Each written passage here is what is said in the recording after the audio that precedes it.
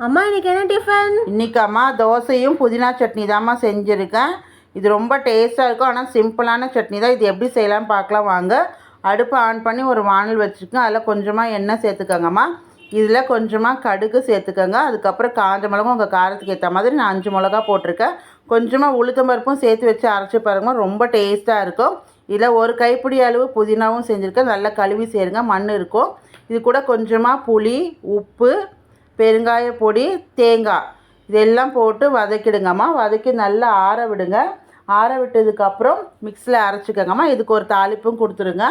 கொஞ்சமாக கடுகு, பெருங்காய பொடி, கருவேப்பிலை போட்டு தாளிச்சிடுங்க. இந்த சட்னி சப்பாத்தி, பூரி, இட்லி, தோசை எல்லாத்துக்குமே ரொம்ப டேஸ்ட்டாக இருக்குமா. நம்ம பசங்களுக்கு இந்த மாதிரி செஞ்சு கொடுத்தா விரும்பி சாப்பிடுங்க. எக்ஸ்ட்ரா 2 தோசை சாப்பிடுவாங்க.